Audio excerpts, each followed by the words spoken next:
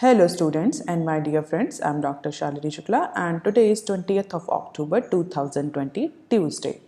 Inspiration of the day is your current situation is giving you an opportunity to re-evaluate what you want. In today's discussion, we are going to cover these articles. Let's start with article number 1 given on page number 1. Strategic sale of Hind Copper on the cards. The Union government may look at a strategic sale of Hindustan Copper Limited, and for that meeting has been scheduled on October 27. So, in order to attain its disinvestment target, that is 2.1 trillion for the financial year 2020-21, Union government has explored the option for the strategic sale of Hindustan Copper Limited. However, on the flip side, government has asked about 8 public sector firms to go for shares buyback option.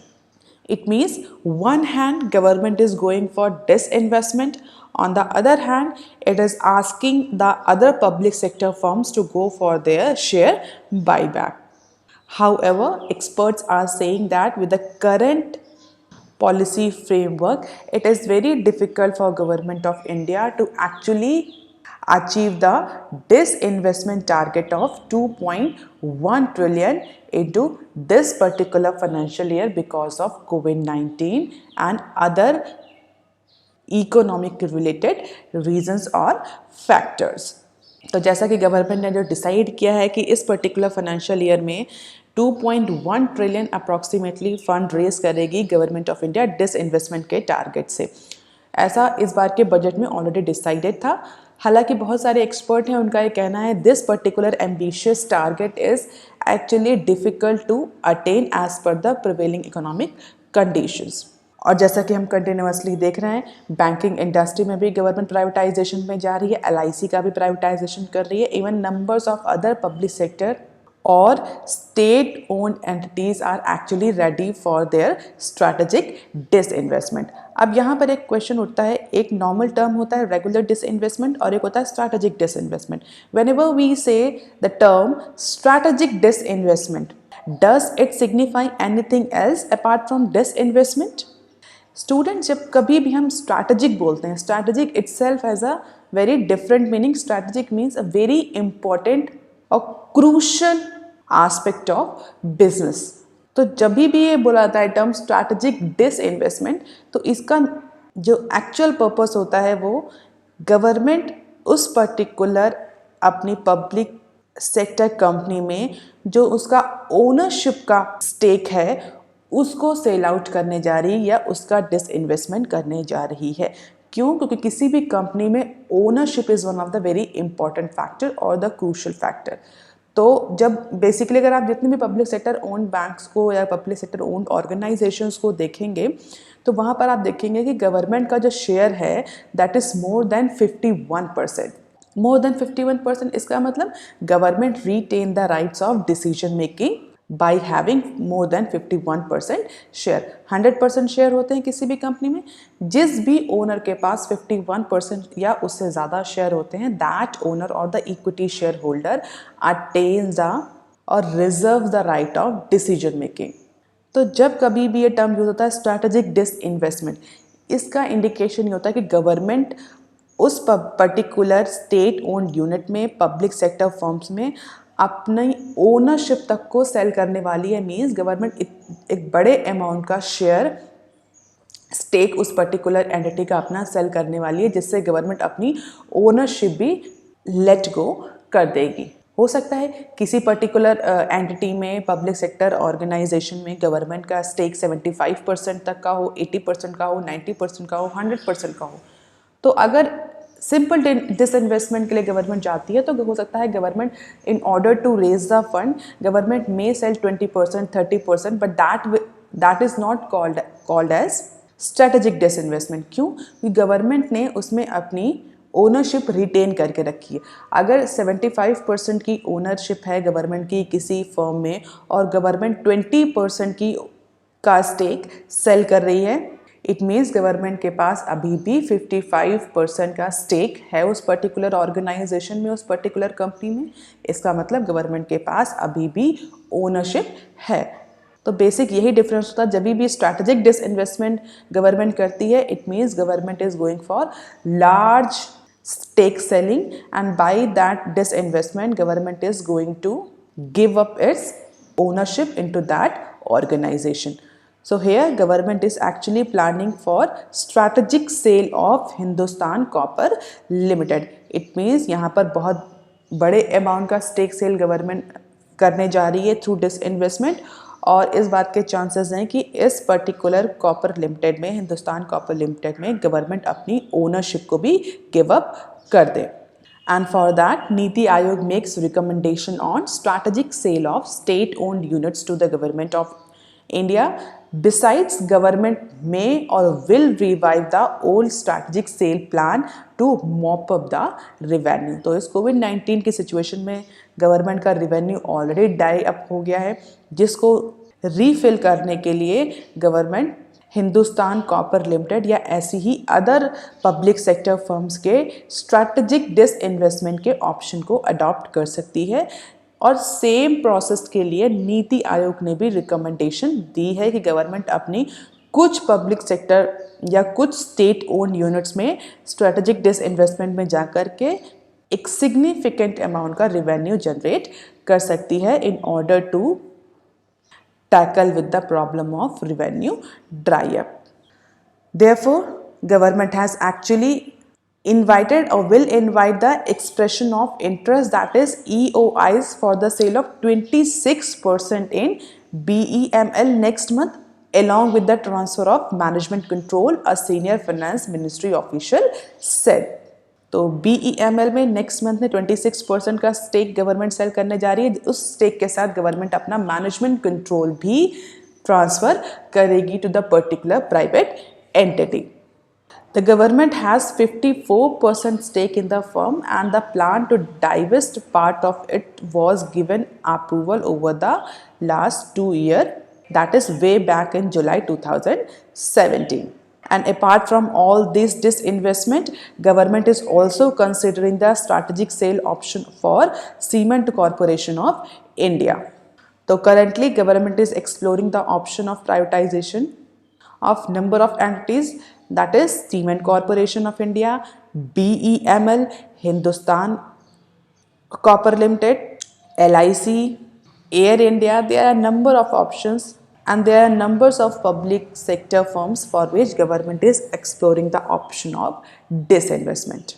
अगर हम specifically बात करें Hindustan copper की, तो Hindustan copper में कई बार पहले और भी डिसइन्वेस्टमेंट हो चुका है, but that disinvestment was not actually strategic in nature. थोड़ा थोड़ा पार्ट गवर्नमेंट ने अपने स्टेक का सेल आउट किया है, जैसा कि हम सभी देख सकते हैं। 2013 में 5.6, 2014 में 4.0, 2017 में 7 पॉइंट एंड 2018 में 6.8% का स्टेक गवर्नमेंट ने हिंदुस्तान कॉपर में सेल किया है। बट इस बार ऐसे एंटिसिपेशन है कि गवर्नमेंट स्ट्रैटेजिक स्टेक सेल पर जा सकती है in order to increase the revenue collection. तो इस बार का जो टारगेट है 2.1 ट्रिलियन का है। अभी तक कितना टारगेट गवर्नमेंट ने अचीव किया है, दैट इज अप्रोक्सीमेटली 5,696 करोड़ का। Apart from all these stake, what are the future course of action? Currently, Government of India and the Niti Aayog are actually identifying more state-owned firm in order to plan the strategic disinvestment, even though government is also planning to revive the previous proposals of few state-owned firm, that is BEML and Cement Corporation of India, as we have discussed. And after this news, the Nifty PSE index jumps to 2.3% change positively in the stock market. आप देख लेते हैं article number 2 given on page number 5. Center stake stare at chilly winter amid worsening ties. So, opposition rule state stand mellowed after center offered to borrow approximately 1.10 trillion towards the GST compensation on their behalf. तो recently हमने इस news को discuss भी किया था कि centre government ने union government ने ऑपोजिशन रूल स्टेट की डिमांड को मान लिया था, जिसमें सेंटर गवर्नमेंट या यूनियन गवर्नमेंट ने ये कहा था कि वो स्टेट गवर्नमेंट के बिहाफ पर आरबीआई से खुद बोरो करेंगे और वो बोरोड मनी स्टेट गवर्नमेंट में डिसबर्स कर दिया जाएगा as a GST compensation. But union government moves to invoke the tripartite agreement, that is TPA, to realize 1,417 crore of power dues from Jharkhand has made at least that state reject the offer. And we have discussed Jharkhand ने अभी तक कोई भी option opt नहीं किया है central government का. उसने दोनों ही ऑप्शन रिजेक्ट कर दिए थे जीएसटी कॉम्पनसेशन को लेकर के. And Jharkhand was actually pondering to move to supreme court for this particular issue. हालांकि अभी तक केवल एक ही स्टेट हम कह सकते हैं जो सिग्निफिकेंटली झारखंड बचा हुआ है इस पर्टिकुलर ऑप्शन को ट्रीट करने में, क्योंकि जो अपोजिशन अदर स्टेट से उनकी डिमांड थी कि सेंटर खुद बोरो करे और सेंटर ने वो डिमांड एक्सेप्ट कर ली. हालांकि झारखंड के कुछ अपने पेक्यूलर इश्यूज हैं ट्राईपार्टाइट एग्रीमेंट्स को लेकर के, जिसकी वजह से झारखंड ने कोई भी ऑप्शन ऑप्ट नहीं किया है. बट एक्सपर्ट का ये कहना है जीएसटी कॉम्पनसेशन तो केवल एक इशू है जिसने अभी स्टेट और यूनियन गवर्नमेंट के बीच में जो टाइज हैं, जो रिलेशनशिप है, उसको बिगाड़ा. There are number of other issues that are actually interplaying the role leading to the distortion of ties between union and state governments. और बहुत सारे एक्सपर्ट्स ने तो ये भी कह दिया कि इस पर्टिकुलर कोविड-19 की सिचुएशन में जो इंडिया है, बेसिकली इंडियन पॉलिटी जो है या इंडियन पॉलिटिकल सिस्टम है, उसको बोलते हैं फेडरल सिस्टम. तो बहुत सारे स्टेट या पॉलिटी एक्सपर्ट्स का ये कहना है कि इस पर्टिकुलर कोविड-19 की सिचुएशन में India has started working as a unitary nation instead of federal nation. क्योंकि बहुत सारी स्टेट्स गवर्नमेंट की जो पावर्स थी वो सेंटर ने रिज्यूम कर ली अंडर दिस कोविड-19 सिचुएशन. हालांकि इस पर भी बहुत ज़्यादा डाइवर्जेंट है इश्यूज पर, ओपिनियन पर. We are not going to deal with the political issues. But for this news, you need to understand that number of experts are saying that India is now acting like unitary state or the unitary nation in this pandemic situation. And one of the very important factor that is actually worsening the ties between state governments and the union government. अगर कुछ other issues की बात करें जो कि states government के साथ centre के चल रहे, जिनको लेकर के जो रिश्ते हैं वो और ज़्यादा ख़राब हो रहे हैं, जो रिलेशनशिप है स्टेट्स गवर्नमेंट और यूनियन गवर्नमेंट की वो और ज़्यादा ख़राब हो रही. Just like in case of Jharkhand, Union Power Ministry automatically debited a sum of 1,470 crore from the Jharkhand consolidated account that is maintained by RBI. And why Union Power Ministry has debited that huge amount of money without the permission of Jharkhand? That is to pay for the center power generator Damodar Valley Corporation dues. Jharkhand के कुछ dues थे Damodar valley corporation में. उन dues को clear करने के लिए RBI basically हर जितने भी स्टेट्स गवर्नमेंट है उनका कंसोलिडेटेड अकाउंट मेंटेन करता है. जैसे कि इंडियन यूनियन गवर्नमेंट का भी कंसोलिडेटेड फंड ऑफ इंडिया है, वैसे ही हर स्टेट का अपना एक कंसोलिडेटेड अकाउंट होता है. जब भी कोई बजट में मनी विड्रॉ करना है तो उस कंसोलिडेटेड अकाउंट से ही विड्रॉ किया जाता है. और वो कंसोलिडेटेड अकाउंट कौन मेंटेन करता है? यूनियन गवर्नमेंट का और स्टेट गवर्नमेंट का, दोनों का ही वो आरबीआई मेंटेन करता है. तो बेसिकली अभी क्या हुआ, यूनियन पावर मिनिस्ट्री ने झारखंड के कंसोलिडेटेड अकाउंट से अप्रॉक्सीमेटली 1,417 करोड़ का जो ड्यूज था दामोदर वैली कॉरपोरेशन में, उसको ऑटोमेटिकली डेट कर लिया, जिससे कि झारखंड जो स्टेट है वो बहुत इरेट हो गया. And to do this, the ministry invoked the TPA it signed with the Jharkhand government and RBI on 27/2017. और जिसको बहुत ज़्यादा क्रिटिसाइज़ किया झारखंड गवर्नमेंट ने. हालांकि गवर्नमेंट ने ऐसा, यूनियन गवर्नमेंट ने ऐसा क्यों किया या क्या यूनियन गवर्नमेंट के पास ये करने की पावर थी?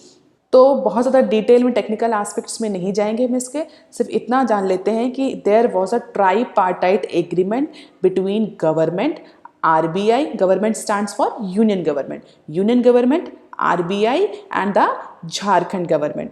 एंड और ये ट्राईपार्टाइट TPA एग्रीमेंट कब साइन हुआ था? That is April 27, 2017।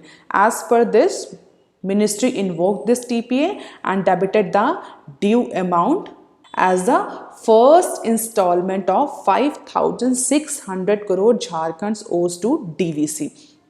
तो DVC झारखंड के 7 डिस्ट्रिक्ट को इलेक्ट्रिसिटी सप्लाई करता है, जिसका अप्रॉक्सीमेटली 5,600 करोड़ झारखंड का ड्यू है DVC पर। तो पहली इंस्टॉलमेंट को यूनियन पावर मिनिस्ट्री ने, जो पहली इंस्टॉलमेंट कितनी थी, अप्रॉक्सीमेटली 5,400 करोड़, उसको झारखंड के कंसोलिडेटेड फंड से, कंसोलिडेटेड अकाउंट से यूनियन पावर मिनिस्ट्री ने डेबिट कर लिया, जिसको लेकर के झारखंड वॉज वेरी क्रिटिकल। और उसने यूनियन गवर्नमेंट पे एलिगेशन लगाया कि यूनियन गवर्नमेंट खुद तो स्टेट्स गवर्नमेंट को उनका GST कॉम्पनसेशन नहीं दे पा रही है। ऑन द अदर हैंड, अगर states government revenue dry up के सिचुएशन में अपने कुछ ड्यूज को क्लियर नहीं कर पा रहे हैं, तो वो अपनी पावर को मिसयूज करते हुए यूनियन गवर्नमेंट स्टेट गवर्नमेंट को एक्सप्लॉइट कर रही है और उनका रिजर्व मनी जो है, जो कि क्रिटिकल सिचुएशंस के लिए रिजर्व है, उसको डेबिट कर ले रही है। ऐसा झारखंड का एलिगेशन है और झारखंड ने कहा है this act is an attack on the federal structure of Indian polity. तो अगर हम झारखंड की बात करें तो Jharkhand is not alone. Apart from Jharkhand there are number of other states, especially opposition led states, जिनके साथ यूनियन गवर्नमेंट के टसल चल रहे हैं, just like Chhattisgarh, Bihar, Rajasthan, West Bengal, Orissa, Kerala. इस तरह के जितने भी स्टेट्स हैं वो किसी ना किसी पर्टिकुलर लॉ पे, जैसे कि कुछ स्टेट्स जो हैं वो फार्म बिल को लेकर के उनका अपोजिशन है, कुछ स्टेट्स हैं जिनका इलेक्ट्रिसिटी एक्ट को लेकर के अपोजिशन है, कुछ स्टेट्स हैं जिनका GST कॉम्पनसेशन को लेकर के अपोजिशन है, कुछ स्टेट्स हैं जिनका कोल बेयरिंग एरिया एक्ट को लेकर के अपोजिशन है। तो इस तरीके से there are number of opposition led states that are actually in bad relation with union government and center government. And experts are saying because India is a federal polity, so therefore worsening ties between state government and the union government is not a good indicator. कुछ expert का कहना है कि कुछ emergency situation में, financial emergency की situation में या पैंडेमिक सिचुएशन में, Indian economy work like unitary emergency की सिचुएशन में, तो experts are divided on this matter. But state government का एलिगेशन है कि द सेंटर इंक्रोच कर रही है उनकी पावर को। सेंटर का ये कहना है कि centre has a more onus, more responsibility to manage the economy and states are actually not cooperating because of their political agendas. अब देख लेते हैं article number 3 given on page number 6। More tranches of government equity soon in highway projects.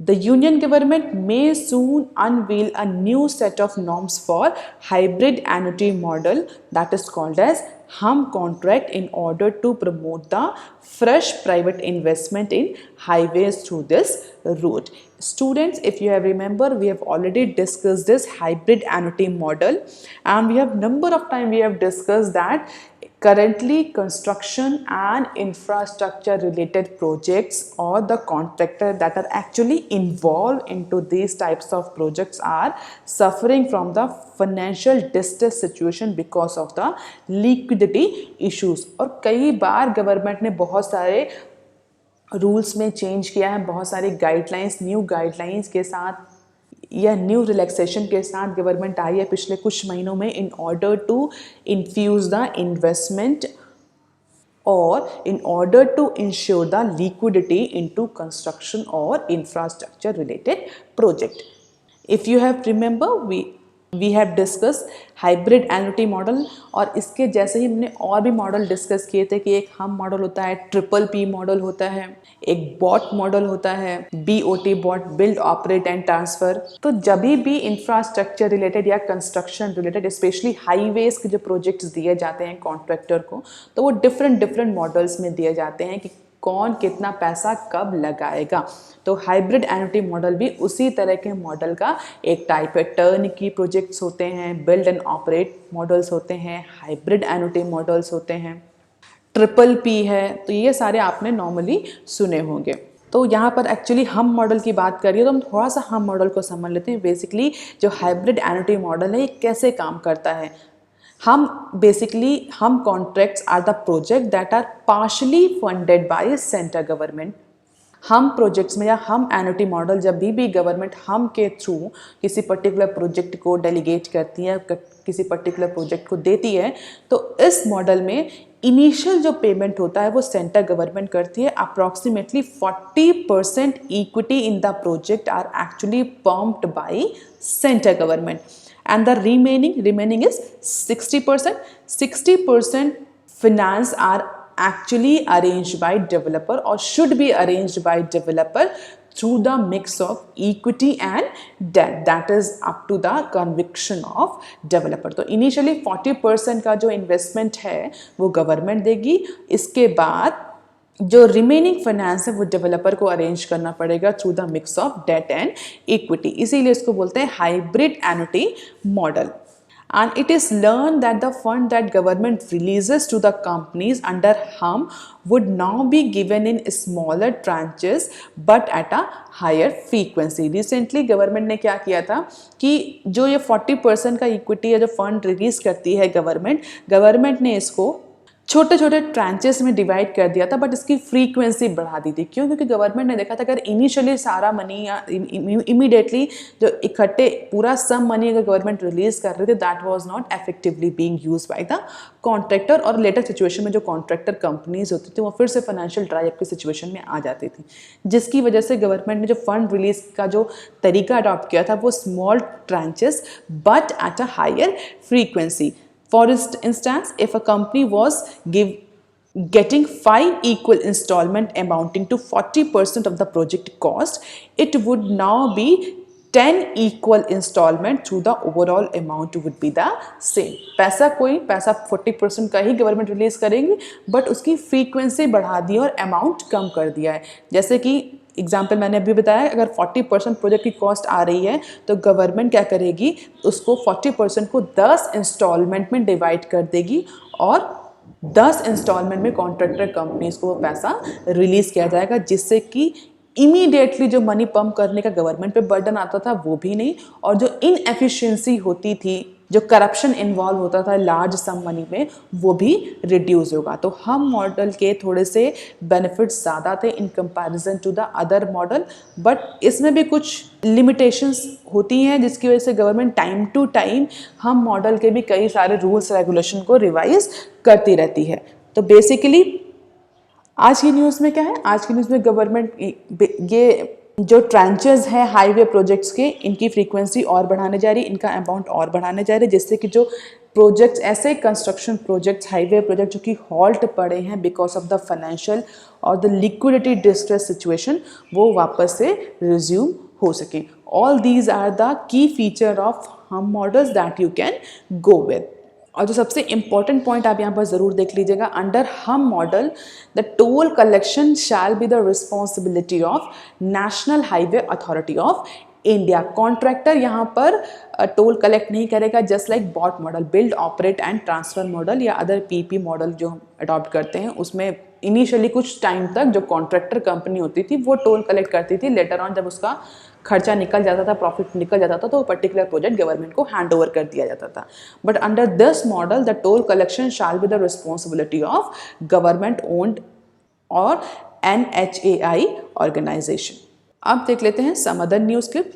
L&T set to win largest civil works tender for bullet train. So L&T is all set to get the largest infrastructure tender of the country, that is bullet train. तो bullet train जिसको basically Japan support कर रहा है in terms of finance and technology, उस particular bullet train का construction करने के लिए, उस पर्टिकुलर प्रोजेक्ट को ऑपरेट करने के लिए इंडिया में जो टेंडर फ्लोट किया गया है वो टेंडर मोस्ट प्रोबेबली L&T को मिलने वाला है. It is the lowest bidder for the design and the construction of civil works for 47% of alignment of Mumbai Ahmedabad high speed rail corridor. और अप्रॉक्सीमेटली 3 कंपनीज ने पार्टिसिपेट किया था for this 7 major infrastructural projects companies जिसमें involve हुई थी. Basically 3 bid आई थी. उन 3 bid में 7 कंपनीज इंफ्रास्ट्रक्चर जो बड़ी हाई और मेजर इंफ्रास्ट्रक्चरल कंपनीज थी, उन्होंने कलेक्टिवली 3 बिड्स सबमिट करी थी. मे बी 2 कंपनीज आपस में मिलकर 3 कंपनीज आपस में मिलकर 3 बिड्स आई थी. उन 3 बिड्स में L&T को वो बिड मिलने वाली है because L&T was L1 bidder. L1 means lowest bidder for construction of civil works under this bullet train project. Apart from L&T, Tata Projects, J. Kumar Infra Projects, Fcon Infrastructure, Aircon International, JMC Projects India, ये सारी companies थी जिन्होंने different joint venture के साथ bidding करी थी. क्योंकि बहुत बड़ा प्रोजेक्ट है तो किसी एक सिंगल कंपनी के लिए एक्चुअली बिडिंग कर पाना वॉज नॉट वेरी फीजिबल. तो कुछ कंपनीज ने जॉइंट वेंचर किए थे, जैसे कि टाटा प्रोजेक्ट्स ने जे कुमार इंफ्रास्ट्रक्चर प्रोजेक्ट्स के साथ में टाई अप करके 28,228 करोड़ की बिडिंग लगाई थी. हालांकि L&T was the lowest bidder with 24,985 crore. अब देख लेते हैं next clip. Frequent policy tweaks road block for new models Audi India head. तो ऑटोमोबाइल कंपनी वैसे ही इंडिया में क्रैश की हुई है. हालांकि फेस्टिव सीजन में सेल में कुछ ग्रोथ देखने को मिली है, but as per the business standard news Audi India's head said that जिस तरीके से इंडिया में फ्रीक्वेंट पॉलिसी चेंजेस हो रहे हैं in case of automobile sector that are actually coupled with highest taxation in the world, ये सारे जो रीजंस हैं इसकी वजह से ऑडी इंडिया जो है वो अपने नए मॉडल को लॉन्च नहीं कर पा रही. अब आप कहेंगे मैम टैक्सेशन बढ़ रहा है या पॉलिसी ठीक करने से मॉडल लॉन्च को लेकर के क्या प्रॉब्लम आ रही है, मॉडल लॉन्च कर दें. वो बेसिकली कोई भी कंपनी जब किसी पर्टिकुलर नए प्रोजेक्ट को, प्रोडक्ट को, सर्विस को लॉन्च करती है तो उस केस में वो उस पर्टिकुलर प्रोडक्ट या सर्विसेज की सक्सेस के परसेंटेज एनालाइज करती है कि आगे आने वाले टाइम में ये जो पर्टिकुलर प्रोजेक्ट इस ड्यूरेशन में लॉन्च हो रहा है, क्या इसकी सेल होगी, क्या इससे प्रॉफिट होगा. बट जिस तरह से इंडियन ऑटोमोबाइल सेक्टर परफॉर्म कर रहा है with a higher taxation and the frequent policy changes, companies are not very sure whether their new model will actually going to hit the customer or will actually going to generate any profit in future. And because of that, number of automobile companies are actually halting their release of their new models, and among all Audi India is one. अब देख लेते हैं next clip. Hero arms to raise $250 million via fresh equity issuance. तो Hero future engineer fresh equity issue करने वाला है approximately $250 million का. And this particular company was launched in December 2012 and it is a part of BM Munjal group of companies. 2017 में company ने पहला strategic investment किया था अप्रॉक्सीमेटली $125 million का by international finance corporation. Later on December 2019 में company ने approximately $150 million का investment किया था. 2019 में अगेन $125 million का इन्वेस्टमेंट किया था. And the company is now planning to raise approximately $250 million by issuing the fresh equity, and in talk with global institutional infra investors to become the $1 billion company. तो hero arm fresh equity capital issue करने वाली है in order to raise the funds. अब देख लेते हैं next clip. Retailers write to government against Amazon Flipkart festive sale. Just like previous years, और बहुत बार ऐसा हो चुका है जब भी Amazon फ्लिपकार्ट की कोई भी फेस्टिव सेल्स या कोई भी स्पेशल ऑफर आता है, उस पर्टिकुलर ऑफर को लेकर के जितने भी रिटेलर्स होते हैं they always write the complaint against these festive sales to government of India. तो अब हम सभी को पता है अमेजॉन फ्लिपकार्ट की इस पर्टिकुलर सीजनल फेस्टिव सीजन के ड्यूरेशन में बहुत बम्पर सेल आती है, उसको लेकर के जितने भी जो फिजिकल रिटेलर्स हैं उन्होंने गवर्नमेंट ऑफ इंडिया को कंप्लेन करी है। बेसिकली उनका ये फियर होता है कि इस तरह की सेल से उनका खुद का मार्केट डिस्टॉर्ट होता है, जो उनके कंज्यूमर्स हैं they actually don't turn up to the physical stores. So currently the Federation of All India Vyapar Mandal, the apex body of traders and the retailers representing around 40 million merchant, has requested the Finance Ministry and the Commerce Ministry to probe some suspected aspects of this festive sales by Amazon and Flipkart. उनका ये कहना है कि इतना huge margin जो देते हैं वो कैसे पॉसिबल हो रहा है अमेजोन और फ्लिपकार्ट के लिए इतना ह्यूज मार्जिन देना, जबकि फिजिकल रिटेलर्स के लिए इतना ह्यूज मार्जिन क्यों पॉसिबल नहीं होता। तो उनका ये कहना है कि there is something fishy that needs to be proved, and as per them these hefty discounts in the nature of predatory pricing. तो ये प्रेडेटरी प्राइसिंग होती है। प्रेडेटरी मीन्स ऐसी प्राइसिंग स्ट्रैटेजी अडॉप्ट करना जो कि प्रेडेटर की तरह काम करे, राक्षस की तरह काम करे और अपने आसपास के जितने भी बिजनेस हाउसेज हैं, बिजनेस ऑर्गेनाइजेशन है, छोटे छोटे स्मॉल फर्म्स हैं, उनको खा जाए। तो बेसिकली इनका ये कहना है कि इतने हैफ्टी डिस्काउंट जो कि अमेजॉन और फ्लिपकार्ट ऑफर कर रहे हैं इस फेस्टिव सेल में, these are predatory in nature and as per the number of act the predatory pricing is not at all legal. और इवन इस प्रेडेटरी प्राइसिंग के बाद भी जो फ्लिपकार्ट्स और अमेजॉन हैं ये क्रेडिट कार्ड में ह्यूज कैशबैक दे रहे हैं, जिससे कि और इस पर्टिकुलर अमाउंट को मीट आउट कर पाना या प्राइस को मीट आउट कर पाना फिजिकल स्टोर्स के लिए रिलेटिवली इम्पॉसिबल टास्क है। तो इन सारे जो फेडरेशन है रिटेलर्स के, इनका ये कहना है कि how it is possible for Amazon and Flipkart to go for such a huge discount predatory pricing, on the other hand the huge amount of cashback. There is something fishy that actually government is not knowing and government needs to delve into these matters, therefore so that the physical or the retailer, the small traders and their interest can be ensured into this festival season. GST compensation को भी लेकर के कई सारे allegation लगाएंगे कि ये जितने भी फेस्टिव सेल हो रही हैं अमेजॉन फ्लिपकार्ट पे, इस पे जीएसटी कैसे कलेक्ट हो रहा है, क्या जीएसटी वेव ऑफ हो रहा है, बहुत सारे जो इश्यूज हैं वो रेज किए हैं फेडरेशन ऑफ ऑल इंडिया व्यापार मंडल ने। आज की news of the day, strategic sale of Hind Copper on the card. Vocabulary of the day, mop up. Mop up means धोना, वॉश, लैब, स्प्रिंकल। तो मॉपअप वर्ड हमने कब पढ़ा था, डिसइन्वेस्टमेंट के केस में पढ़ा था। गवर्नमेंट जो है वो झाड़ रही है या मॉपअप कर रही है huge amount of money through disinvestment. Mellowed, mellowed mean विनम्र, मधुर करना, पक्का करना। Grey, silver grey, dulcify, all these are the synonyms. These are the references. If you want lecture PDF, you can join my Telegram channel. You can also follow me on Twitter, ResearchGate and on Facebook.